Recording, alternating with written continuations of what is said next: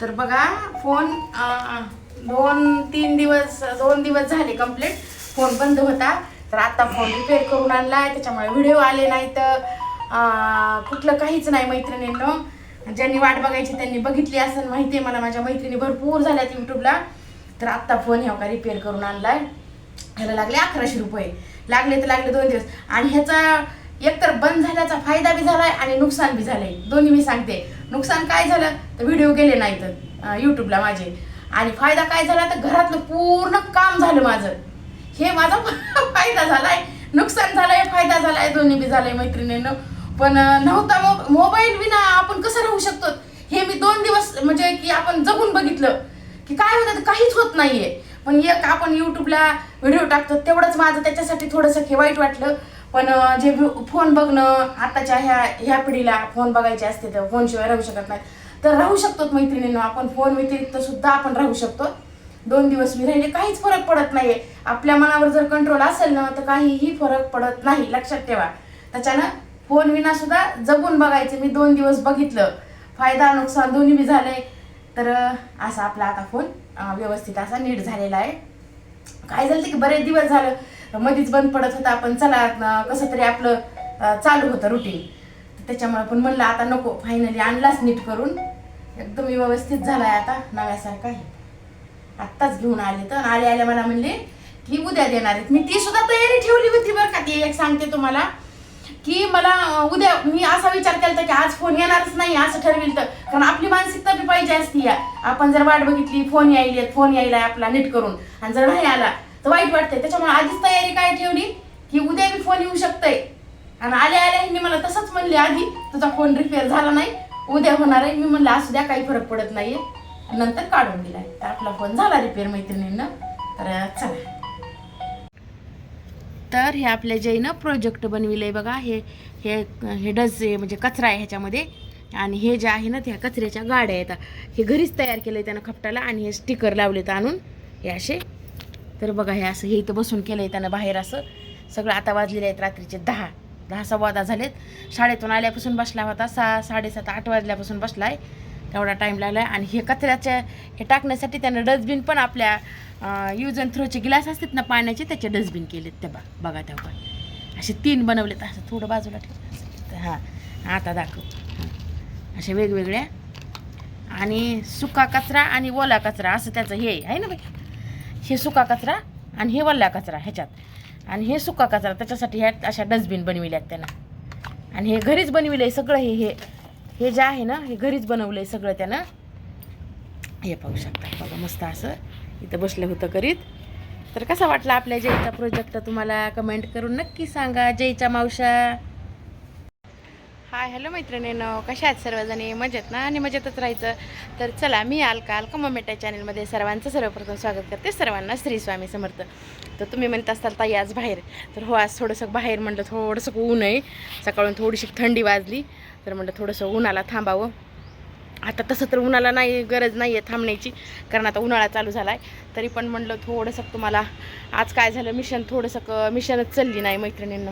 त्याच्यामुळं काय केलं मी, सगळे कपडे वगैरे हे थोडेसेच होते, तर म्हणलं आज हातानंच धुवून घ्यावे. तर मग हातानं धुतले. तर आज थोडेच होते कपडे, नाईटी वगैरे एवढे, टावेली वगैरे हे सॉक्स ते सगळे असंच होतं. तर त्याच्यामुळे मग मी काय केलं, हातानंच कपडे धुवून घेतलेत मैत्रिणींनो. तर चला, आपल्या जयने केला आहे प्रोजेक्ट, कसा वाटला ते पण सांगा बरं का नक्की.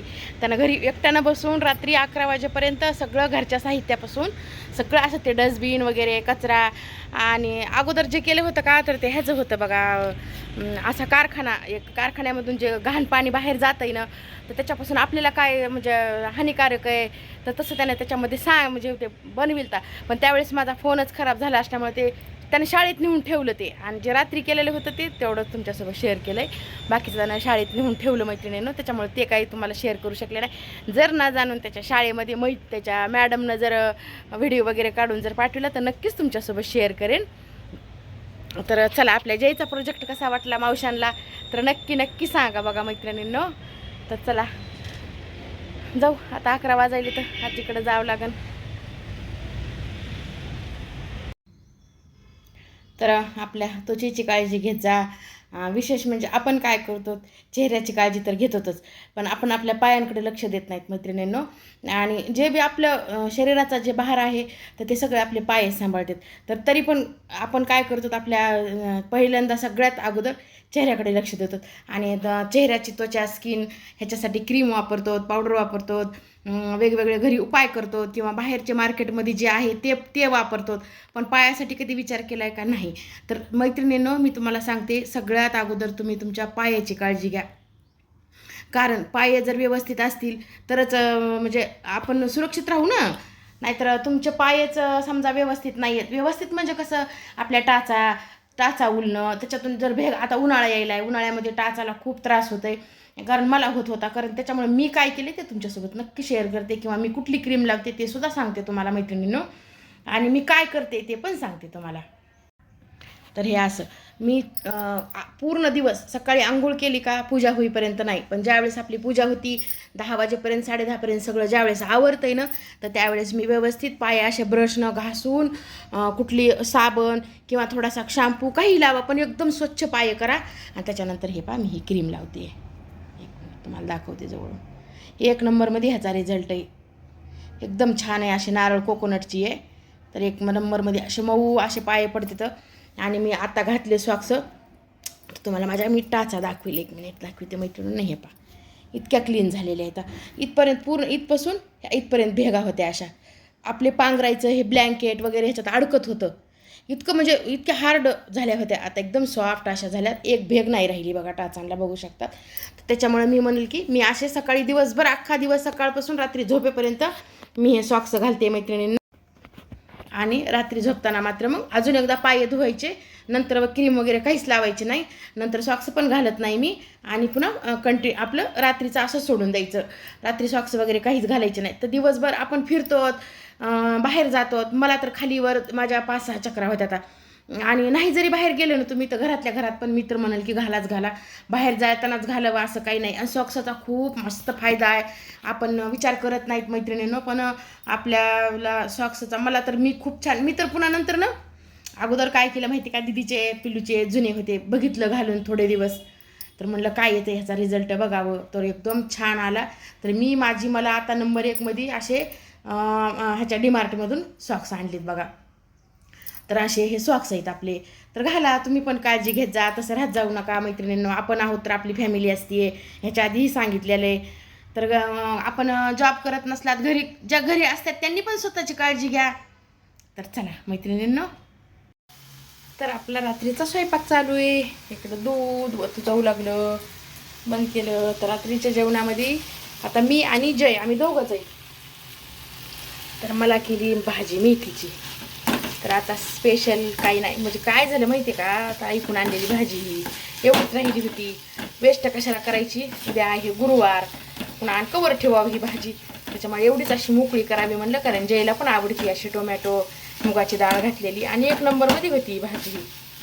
अशी करावं म्हणलं. आणि थोडीशी मसाला खिचडी जयसाठी, कारण त्याला चपाती आता खात नाही आहे, खिचडीसोबत भाजी खाता येत नाही, तर त्याच्यामुळं चला. तर इकडे टाकली मसाला खिचडी, ही आपली झाली मेथीची भाजी.